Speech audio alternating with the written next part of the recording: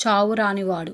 పూర్వం ఇటలీ దేశంలో బెప్పో పీపెట్ట అనే ఒక సాహసవంతుడైన యువ సైనికుడు ఉండేవాడు.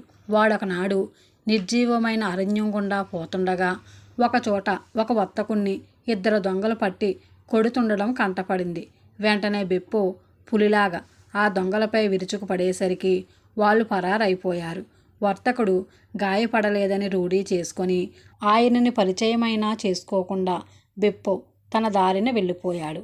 బెప్పో ప్రదర్శించిన ఈ సాహసం అతనికెంతో లాభించింది. ఎందుకంటే అలా దొంగల పాలపడిన వర్తకుడు మరెవరో కాదు, మారువేషంలో తిరుగుతున్న రాజే. ఆయన బెప్పో చేసిన మేలుకు ఎంతో రుణపడి ఉండటమే కాక అతని ధైర్య సాహసాలకు ముచ్చటపడి బెప్పోను పిలిపించి, ఇక నుంచి నీవు నిర్బంధ సైనికుడివి కావు. నీకిష్టం వచ్చినప్పుడు యుద్ధం చెయ్యవచ్చు, లేకుంటే మానవచ్చు, ఎక్కడైనా తిరగవచ్చు, ఎలాగైనా జీవించవచ్చు. నిన్ను మట్టుకు నేను యావజ్జీవము పోషించి నీకొచ్చంతా భరిస్తాను అన్నాడు. బెప్పోకు ఇంతకంటే కావలసింది లేదు. అతను ఇంతకాలము మోసిన సైనిక సంచిని దూరంగా గిరవాటు వేసి నిశ్చంతగా, స్వేచ్ఛగా, ఆనందంగా జీవించసాగాడు.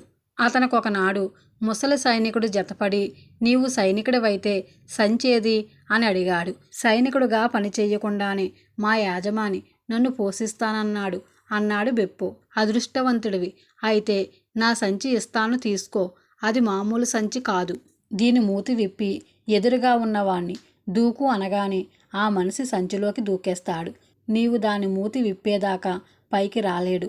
ఎన్నో ఏళ్లగా ఈ సంచితో ఆడుకున్నాను, మొహమెత్తిపోయింది. యువకుడివి కనుక దీనితో కొంతకాలం నీవు కూడా ఆడుకో అని ముసలి సైనికుడు తన వద్ద ఉన్న పెద్ద సంచిని బెప్పోకిచ్చేశాడు.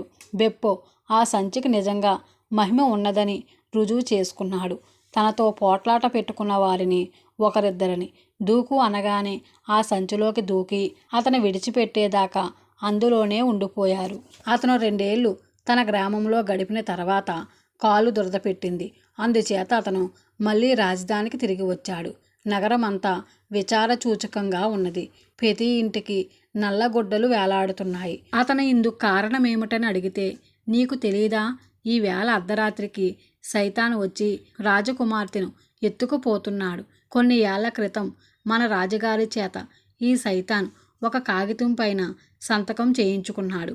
అందులో ఏమున్నది రాజుగారికి సరిగ్గా అర్థం కాక భ్రమపడి సంతకం పెట్టారు. తీరా చూస్తే రాజుగారి కూతుర్ని ఈ వేళ రాత్రి సైతాన్కివ్వాలని అందులో ఉన్నది అని నగరవాసులు చెప్పారు. వెంటనే బెప్పో రాజుగారి వద్దకు వెళ్ళి, మీరు నాకు చేసిన మహోపకారానికి బదులుగా తమ కుమార్తెను సైతాను వాత పడకుండా తప్పిస్తాను అన్నాడు. నీ సాహసం నాకు తెలుసనుకో. అయినా ఈ సందర్భంలో నీవు గాని మరొకరు గాని చేయగలదేమీ లేదు. మభ్యపడే అయినప్పటికీ కాగితం మీద సంతకం చేశాను అన్నాడు రాజు. ఆ పాటి మోసం మనము చెయ్యవచ్చు. రాజకుమార్తె ఉండే గదికి పక్కన గది నాకు ఏర్పాటు చెయ్యండి అంటే, సైతాను నా గది దాటితే గాని రాజకుమార్తె గదికి పోవడానికి లేకుండా ఉండాలి.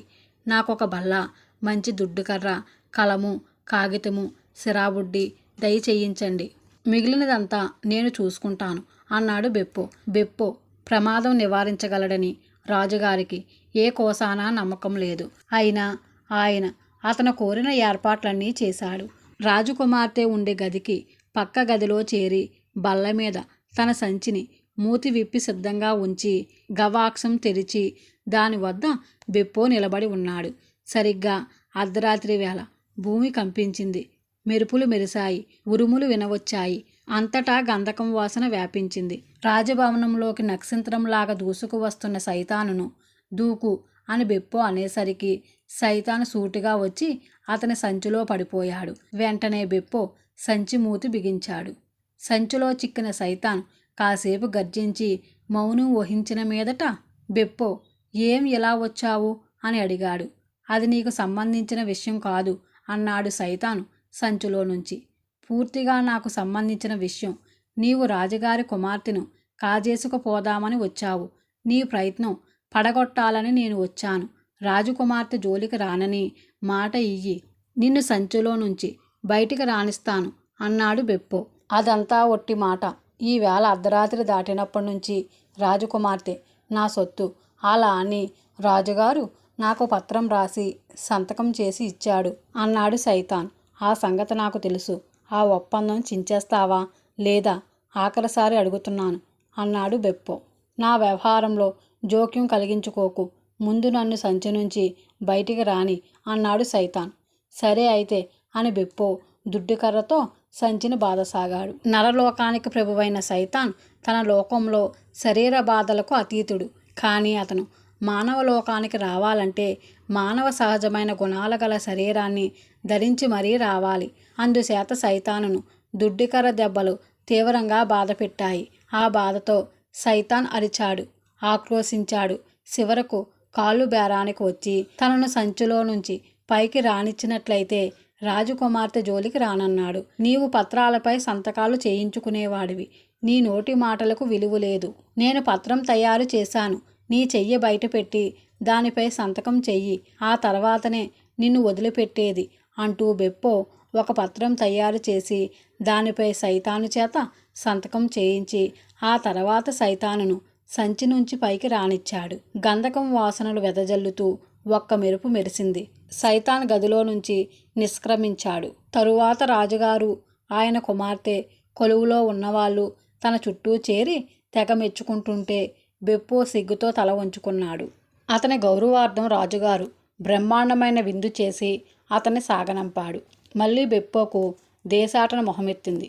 అతను ఒకచోట స్థిరపడదలుచుకొని తనకు నచ్చే చోటు కోసం అంతటా వెతికి చివరకు ఒక నది ఒడ్డిన ఒక అందమైన కుటీరం చూశాడు. దాని చుట్టూ అందమైన పూలతోట, పళ్ళ తోటలు ఉన్నాయి. ఆ కుటీరంలో అతను స్థిర నివాసం ఏర్పాటు చేసుకొని దేశాటనలు మానేసి బతికి ఉన్నంతకాలము అక్కడే ఉండాలని నిశ్చయించుకున్నాడు. చాలా ఏళ్ళు గడిచాయి. అతనికి జీవితం హాయిగా జరిగింది. ఒకనాడు అతని వద్దకు ఒక కొత్త వ్యక్తి వచ్చాడు. అతను నల్లగా, ప్రశాంతంగా, విచారవదనుడై ఉన్నాడు. ఎవరు మీరు అని బెప్పో అతన్ని అడిగాడు. ముచ్చువును అని ఆ వ్యక్తి జవాబు చెప్పాడు. ఓహో, అలా అయితే దూకు అంటూ బెప్పో తన సంచి మూతి విప్పాడు. ముచ్చువు అందులోకి దూకి 7 ఏళ్ల పాటు అందులోనే ఉండిపోయాడు. అంతకాలము బెప్పో ముచ్చువును ఏ విధంగానూ బాధించలేదు. మిదిమిక్కిలి ముచ్చువుతో స్నేహపూర్వకంగా మాట్లాడాడు. ముచ్చువే అతన్ని భయపెట్టి అతనితో వాదించి అతని బతిమిలాడి సంచిలో నుంచి బయటపడడానికి ప్రయత్నించాడు. బెప్పో అందుకు మాత్రం సమ్మతించలేదు. ఆ 7 ఏళ్ల కాలంలోనూ లోకంలో ఒక్క ప్రాణి కూడా చావలేదు. ఈవేళో రేపో ఇంకో గంటలో పోతారనుకున్న వాళ్ళు అలా జీవించే ఉండిపోయారు. ఎన్నో ప్రమాదాలు, యుద్ధాలు జరిగాయి కానీ ఒక్కరూ చావటం లేదు. ముచ్చువు బెప్పోకు ఎన్నో విధాలుగా చెప్పు చూశాడు. చావు లేకుండా లోకయాత్ర సాగదు. అతి వృద్ధులుంటారు, దీర్ఘవ్యాధులు గలవారుంటారు, దుర్భరమైన జీవితాలు గడిపేవారుంటారు. వారికి చావే విమోచన మార్గం. చావు అనేది లేకుండా ప్రాణులు పుట్టుకొస్తుంటే వాటికి చోటు కూడా ఉండదు. ఈ మాటల్లో సత్యమున్నదని బెప్పో ఒప్పుకోవలసి వచ్చింది. తాను పిలిస్తే తప్ప తన జోలికి రాకుండా మాట తీసుకొని బెప్పో ముచ్చువును సంచి నుంచి విడుదల చేశాడు. సంచి నుండి విడుదల అవుతూనే ముచ్చువు దిగబడిపోయిన తన పనిని గబగబా పూర్తి చేయసాగాడు. ప్రపంచమంతటా యుద్ధాలు, విషవ్యాధులు, ఇతర పీడలు చెలరేగి జనం కొన్ని మాసాల పాటు కోట్ల సంఖ్యలో చచ్చారు. ఆ తర్వాత బెప్పో ఎంతో కాలం బతికాడు. అతనికి జీవితం పైన రోత పుట్టింది. అతని మిత్రులేగాక వారి పిల్లలు, మనవళ్ళు కూడా పోయారు. రాజుగారు, ఆయన కూతురు కూడా ఏనాడో పోయారు. అందుచేత అతను తనను తీసుకుపొమ్మని తన నౌకరు ద్వారా ముచ్చువుకు కబురు పెట్టాడు. నేనా మనిషి ఉండే ఛాయలకే రాను అని ముచ్చువు జవాబు చెప్పాడు. ఈ ముచ్చువు ఎంత కృతజ్ఞుడు! అతని సంచిలోనే ఉంచినట్లయితే రోగం వదిలేది అనుకున్నాడు బెప్పో.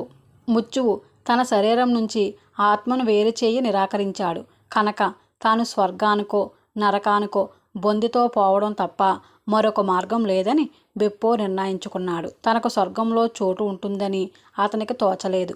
అందుచేత తిన్నగా నరకానికే వెళ్ళి నరక ద్వారం తలుపు తట్టాడు. నరకంలోకి ప్రవేశించగోరేవాడు బెప్పో అని తెలియగానే సైతాను భటులతో వాణ్ణి లోపలికి రానివ్వకండి, బాగా తన్ని అక్కడి నుంచి పంపేయండి అన్నాడు.